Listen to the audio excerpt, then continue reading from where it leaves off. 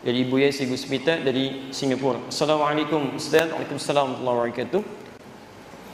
Bagaimana keadaan di luar negeri yang terindikasi menyentuh babi, tapi agak kesusahan mendapatkan tanah suci? Oh jelas, harus ke Mekah gitu kan. Baik. Ya. Atau setiap saat harus disucikan pakai tanah setelah tersentuh. Bagaimanakah puasa dan salatnya? Terima kasih atau sia-sia, diterima atau sia-sia? Jadi bagaimana status seseorang yang menyentuh babi? Ini dulu yang pertama. Lu terkait dengan salatnya. Kalau dia salat atau dia puasa, apakah sah puasanya atau tidak? Baik. Kita keluarkan dulu ayat-ayat terkait dengan hewan yang dimaksudkan. Kita ambil 3 saja lah untuk memudahkan. Ada beberapa ayat di Quran. Pertama, kalimat ini pertama kali disebutkan di Quran surah kedua Al-Baqarah ayat 183, posisi paling kiri di pertengahan. Innama harrama 'alaikumul maitata waddama wa lahmal khinzir. Quran surah kedua ayat 173. Nah, ini di mushaf standar di sebelah sini posisinya. Kemudian kedua di Quran surah ke-5 Al-Maidah ayat ketiga, posisi paling kanan pojok sebelah atas. Ini. Ya. Hurrimat 'alaikumul maitatu waddamu wa lahmul khinzir. Ini. Dan yang ketiga bisa ditemukan juga di Quran surah ke-6 tadi dibacakan di Imam Maghrib kita, tapi belum sampai ke ayat ini, ayat 145. Posisi paling kanan di pertengahan. Ini. Baik. Pertama, sepakat seluruh ulama bahwa hukum babi itu dihukumi haram. Jelas ya? Dihukumi haram. Ingat babinya gitu kan? Dihukumi haram. Baik memakannya ataupun al-intifa' bihi. Ya, menggunakannya untuk kemanfaatan tertentu. Baik memakannya secara langsung atau menggunakan bagian dari babi, baik minyaknya ataupun misalnya lemaknya atau kulitnya untuk dimanfaatkan dalam hal tertentu. Dulu pernah ada yang menggunakan minyak babi atau lemak babi untuk menjadikan pelumas, cat untuk membuat perahu itu, ya dihaluskan dengan itu. Ya, jadi semua perangkat yang melekat kepada babi maka disifati haram, baik memakannya ataupun penggunaan pemanfaatannya. Sepakat sampai sini? Baik. Sedang status babinya sendiri tidak disebutkan kemudian. Ya, tidak disebutkan apakah dia dalam keadaan suci atau najis. Baik, babinya memang haram. Ya, tapi apakah setiap yang haram itu statusnya berawal suci atau sudah najis pada awalnya? Misal, kita beri contoh misalnya, darah haram tidak? Haram, nggak boleh dimakan gitu kan? Baik, pelan-pelan, najis tidak? Kalau tidak tahu katakan, Allahu a'lam. Hati-hati, ya hati-hati. Kalau najis itu artinya kalau kemudian melekat pada diri Anda atau pada badan Anda, maka najis mesti dibersihkan, nggak bisa dipakai ibadah. Nah, sekarang cek, lihat, cek. Kalau darah melekat pada pakaian, bisa nggak dipakai sholat? Tidak, kan najis mesti dibersihkan, kecuali yang tidak ketahuan, kan? Dibersihkan dulu, baru kemudian dengan itu Anda gunakan sholat dengan pakaian yang bersih dari situ. Ya, jelas di sini?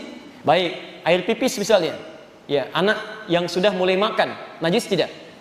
Najis, ya minumnya haram tidak? Halo, haram tidak? Haram sepanjang ada minuman yang baik-baik. Anda ada sirup, minum minuman kencing misalnya kan, ada gunanya di situ. Taib, baik ketika melekat pada pakaian Anda mesti dicuci dulu karena najis. Jelas ya? Melekat pada tangan Anda, cuci dulu karena najis di sini. Nah, sekarang babi itu statusnya najis atau suci dia. Jadi suci hewannya, cuma haram menggunakan dan makannya. Kalau statusnya suci dia, berarti dipegang masih boleh. Jelas ya? Tapi dimakan tidak, digunakan tidak. Uang haram haram nggak digunakan? Haram. Dipegang boleh nggak? Boleh. Haram nih, masya Allah, gitu kan? Tidak, Anda pegang silakan aja, nggak ada masalah. Tapi digunakan nggak boleh. Uang hasil korupsi sita oleh negara, simpan sampaikan. Begitu sudah halal kembali, baru digunakan. Tapi sepanjang haram disimpan sebagai bukti sitaan di situ. Jelas sampai sini? Baik, hati-hati ya, pelan-pelan di sini. Nah sekarang status babi ini bagaimana? Maka Imam Malik mengatakan, cuma Imam Malik. Beliau mengatakan bahwa status babi ini hewannya sih suci, tohir. Cuman hukum penggunaan dan makannya haram. Jadi kalau Anda misalnya dalam konteks ini menyentuh babi sepanjang dia bukan bangkai. Kalau bangkai sepakat di sini. Sepakat dia najis dan haram. Kalau bangkai, ini babi hidup ya, babi hidup. Misal ada orang tersentuh, ya bukan sengaja menyentuh. Kalau sengaja menyentuh, ini nggak ada kerjaan juga gitu kan. Baik, misal tersentuh oleh dirinya gitu kan. Kalau pendapat Imam Malik, itu dia tidak najis. Tidak najis, walaupun hewannya haram. Pendapat Imam Malik. Tapi mazhab yang lainnya, 3 mazhab yang lainnya, baik itu Abu Hanifah dan Imam Asy-Syafi'i dengan Syafi'iyahnya, Imam Ahmad bin Hanbal dengan Hanbalinya, mengatakan babi itu tidak hanya haram tapi najis. Paham di sini? Najis. Artinya kalau itu disentuh atau tersentuh, tetap terus dibersihkan dulu, dicuci. Paham di sini? Cuci seperti tadi air pipis yang dicuci, seperti darah yang dicuci, baru kemudian menjadi suci kembali. Tapi persoalannya, apakah najisnya mukhaffafah, ringan, atau mughalladhah, berat? Kalau najisnya berat, mughalladhah, dikiaskan kepada liur anjing. Ingat, bukan anjing ya, berbeda. Ada liur anjing, ada anjing. Kalau anjing, itu anjingnya. Kalau liur, cuma liurnya. Yang najis pada anjing apanya? Liurnya. Jadi boleh nggak megang anjing? Kalau tidak tahu katakan, ada. Baik. Yang najis pada anjing apanya? Liurnya. Boleh nggak megang anjing? Awas, hati-hati. Kata Imam Malik, kalau megang anjingnya nggak apa-apa. Tapi kalau kena liurnya itu yang dicuci. Salah satunya menggunakan tanah. Tapi kata Imam Asy-Syafi'i, cerdas sih kata beliau. Anda tidak tahu kapan anjing menjilat tubuhnya. Jelas ya? Kapan anjing menjilat tubuhnya. Jadi ketika anjing menjilat tubuhnya, Anda nggak bisa memastikan di sebelah mana. Makanya untuk berhati-hati kata Imam Syafi'i, beliau katakan anjing itu najisnya aini, seluruh tubuhnya mengandung najis karena dia bisa menjilat-jilat tubuhnya. Ketika Anda sentuh, mungkin bersamaan dengan itu air liurnya ikut ada di situ. Paham sampai sini? Di sini Imam Syafi'i lebih jeli dalam konteks hukumnya. Nah, Bapak dan Ibu sekalian, kata dari mazhab Syafi'iyah, babi itu termasuk najis mughalladhah. Jadi kalau tersentuh itu, maka dia harus dicuci, yang salah satunya 7 kali cucian itu, salah satunya menggunakan tanah. Jelas di sini? Persis seperti membasuhnya tangan atau bejana yang terkena air liur anjing. Cuci dengan 7 basuhan, diantaranya salah satunya menggunakan tanah. Paham di sini? Sedangkan yang lainnya selain Syafi'iyah memandang bahwa tidak tepat mengkiaskan babi dengan liur anjing, karena berbeda di sini. Beda. Ya, lihat ketika kias disebutkan ataf di Quran, ataf itu mengikutkan hukum pada sebelumnya. Atafnya babi di Quran tidak pernah diatafkan kepada anjing. Tapi selalu diatafkan kepada bangkai misalnya, kemudian darah misalnya. Al-Baqarah ayat ke-173. Innama harrama 'alaikumul maitata wad-dama wa lahmal khinzir. Ya, menggunakan diharamkan bagi kalian bangkai, darah. Lihat, darah tadi kan najis kan? Bangkai najis kan? Artinya kalau kita pegang kita bersihkan kan? Setelah itu Allah menyebutkan babi dengan huruf waw. Wawunya ma'iyah. Ma'iyah itu menyamakan hukum antara sebelum dengan setelahnya. Jadi yang setelahnya diikutkan pada hukum sebelumnya. Jadi kata 2 ulama atau 2 madhab yang menyebutkan babi tidak bisa dikiaskan dengan anjing, tapi dikiaskan pada najis lain yang tidak serupa dengan liur anjing. Apa itu? Seperti darah, seperti mayit bangkai, ya mayitah bangkai dan sebagainya. Jadi dari sini, kalau sekiranya ada orang menyentuh babi atau tersentuh dengan keadaan yang nggak bisa dihindari, cukup dia cuci saja, yang merasakan bersih dari sisi cuciannya dengan menggunakan sabun tahara atau semisalnya, sehingga dipandang suci dalam keadaan dirinya. Jelas di sini? Nah, tapi kata mazhab Syafi'iyah, kami berpendapat untuk kehati-hatian tetap dia seperti anjing. Ya, dikiaskan kepada air liur anjing yang kalau terkena tetap menggunakan salah satu menggunakan tanah. Di sini kalau kami melihat yang lebih rajih adalah pendapat para ulama yang memandang babi itu haram, termasuk najis, tapi najisnya tidak dikiaskan dengan liur anjing. Jelas ya? Dikiaskan dengan najis yang lainnya yang cukup kemudian dibasuh dengan sabun atau yang serupa yang menghilangkan bekas-bekas najisnya. Paham sampai sini? Baik. Pertama dari sisi kias hukumnya, kedua dari sisi dalilnya, dan yang ketiga dari sisi tujuannya. Ya, awas, maqasidus syariah untuk menghilangkan najis pada liur anjing itu, karena setelah diteliti pada liur anjing terdapat bakteri-bakteri yang tidak bisa dimatikan, dibunuh kecuali dengan menggunakan unsur dari tanah. Sedangkan pada babi tidak. Ada unsur-unsur yang berbeda di sini. Jelas di sini? Baik ya. Jadi ini diantaranya. Anjing bahasa Arabnya apa? Kalau tidak tahu katakan. Baik. Anjing bahasa Arabnya apa? Tidak ada di Arab anjing, wallahu a'lam.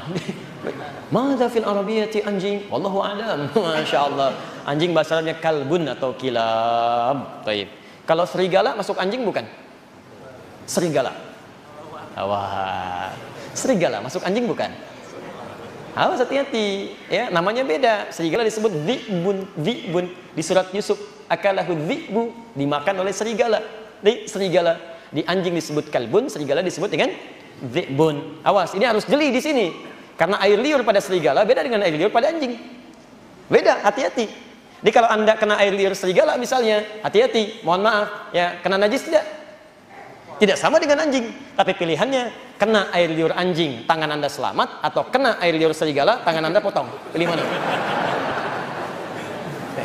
Jadi nggak usah pelihara kedua-duanya maksud saya, ya nggak ada kerjaan, ngapain gitu kan? Kecuali untuk kebutuhan yang lainnya. Oh hati-hati ya, fikih itu selalu fleksibel, melihat kebutuhan hukumnya, tapi juga tidak diringan-ringankan. Ada ilat hukum yang mesti dipelajari. Baik, kayak misalnya anjing apa hukumnya dimakan?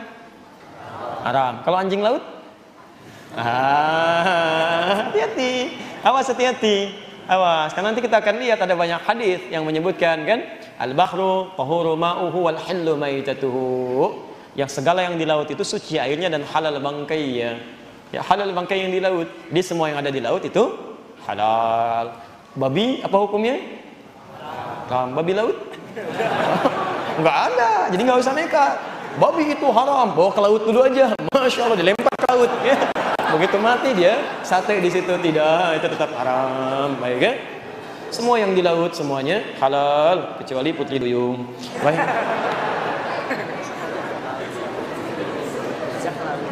Ya. Jadi puasa dan salat kalau melekat babi pada dirinya tersentuh itu salatnya dipandang tidak sah. Salat dipandang tidak sah. Jelas ya? Jadi salatnya masih diulang karena najis melekat pada dirinya dan dia tahu itu. Tapi kalau puasa tetap puasanya tidak batal, tetap diteruskan. Karena ilat hukum puasa dengan ilat hukum salat itu beda. Ya antum misalnya mohon maaf sedang salat tiba-tiba keluar angin misalnya. Keluar, batal tidak? Batal. Sedang puasa keluar angin, batal nggak puasanya? Tidak, gitu ya. Beda. Jadi jangan sampai disamakan ilat hukum dengan suasana berbeda dengan hukum sama. Itu tidak. Ya, jadi tersentuh babi saat sedang puasa tidak membatalkan puasa, tapi Anda harus bersihkan sebelum Anda sholat. Paham ya? Baik. Dan angin itu selalu kasihan. Masuk salah, keluar salah, gitu kan? Masuk angin repot, keluar juga